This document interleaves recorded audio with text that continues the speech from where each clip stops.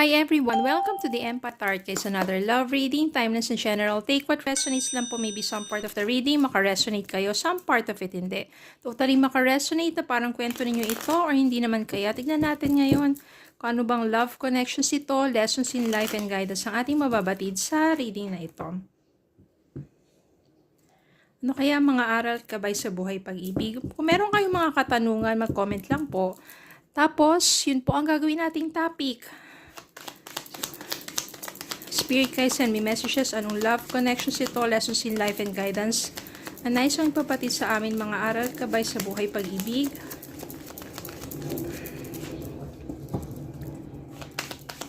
Send me more messages sa spirit guide.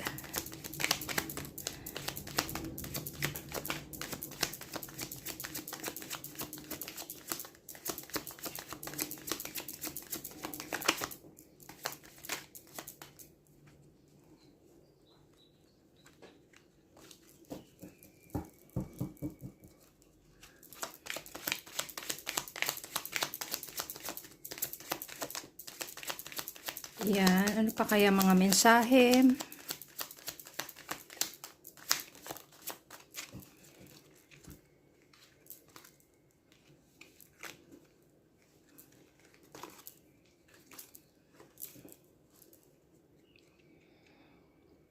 Ten of Pentacles,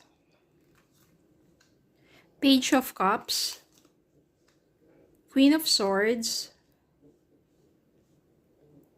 Five of Cups, Knight of Pentacles, Ten of Cups, the World, Two of Swords. This is Nine of Pentacles and the Chariot.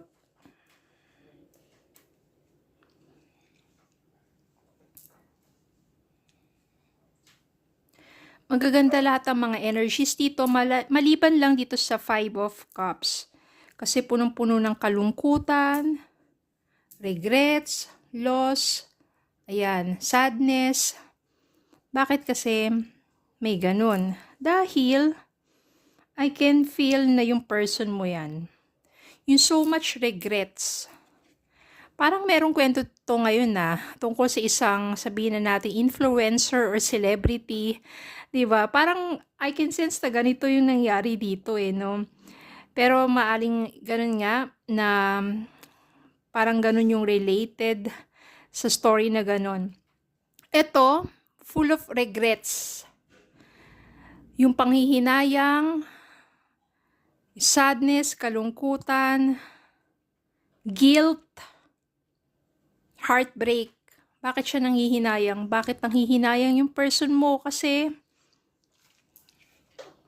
ito ka you are independent women. Mas malakas po kasi energy dito ng mga babae, pero reversal naman po ang mga energies. So kapag nakaka-resonate po kayo, maaring para sa inyo din ito. Independent ka at maganda takbo ng pamumuhay mo simula nang iniwan mo yung person mo na nanloko sa'yo, nag-cheat sa'yo. Bakit siya nagsisisi ngayon? Kasi nang maganda ng takbo ng buhay mo nang simula nang iwan mo siya, dahil nga sa panlulokong ginawa niya sa'yo, may dumating sa'yo yung isang tao, Knight of Pentacles.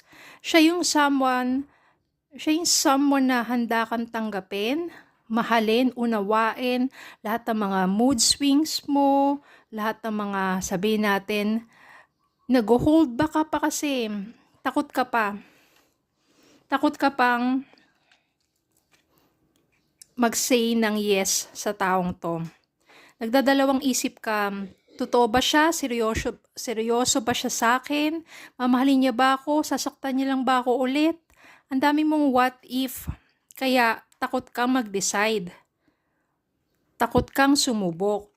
Pero pinatunayan naman ng taong ito na yung relasyon na nais niya sa'yo, yung sincere siya sa'yo at yung relationship na gusto niya sa'yo will be stable and for long lasting. Kasi yung Page of Cups dito, ibig sabihin, talagang meron siyang feelings para sa'yo. May damdamin siya para sa'yo.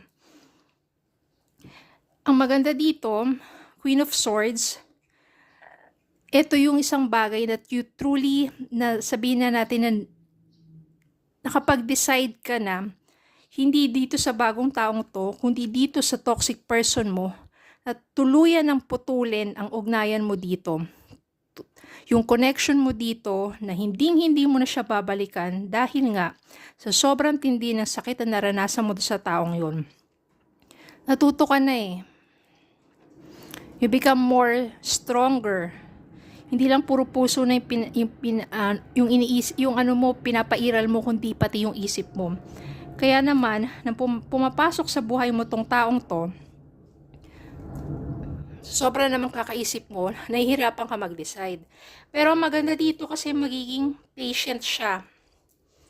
Yung the chariot dito, ibig sabihin, kung kagano ka katagal, magiging ready. Hihintayin niya yun. Hindi ka niya i-force, hindi ka niya mamadaliin. Papatunayan niya sa'yo na karapat-dapat siya sa pagmamahal mo. At papatunayan niya sa'yo na seryoso siya at talagang iingatan ka niya at pakamamahalin ka niya. Nalaman niya, alam naman yan eh, nanggaling ka dun sa isang failed relationship eh. Inuloko ka, iniwan ka niya, nag-cheat yan. Talagang tuluyan na no, parang ito yung someone na nagpaguho ng buhay mo. Pero ito naman yung bago, someone na muling magbubuo o tutulungan kang makatayo muli. Papatunayan niya yan. Doon mo mafe-feel, doon mo ngayon mararamdaman na parang, oo nga, bakit hindi mo bibigyan ng second chance yung sarili mo na magmahal at mahalin muli.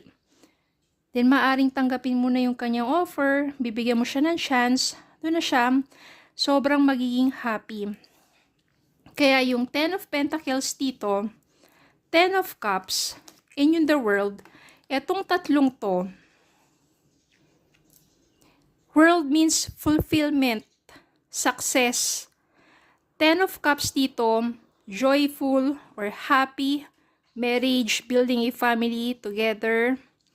Yung 10 of Pentacles dito, abundance. So, nasa iyo na yung lahat. Kaya, wag mo nang pakawalan talaga to. Kung dati, ito, nawala ang lahat sa'yo, dito naman, ay sobra-sobra pa. Yung success, yung achievements na yan, accomplishment na yan, ibig sabihin yan, magiging feel mo na buo ka muli. Dahil sa pagmamahal niya, pag-aalaga niya sa'yo at pagprotekta niya sa'yo. Tapos mag-build kayo ng family, harmonious relationship, marriage, pakakasalan ka ng taong to, paninindigan ka niya at hindi ka niya lolokohin katulad ng ginawa nito. And abundance, yung pagsasama ninyo, sobra, magiging maunlad. Kasi punong-puno ng pagmamahala ng inyong pagsasama. O diba? So alam niyo na yung kwento ngayon nila nila Zainab at saka ni Ray Park. Parang ito yun eh, no? Ewan ko bakit lumabas dito. Pero nangyayari po talaga na may mga kanya-kanyang kwento.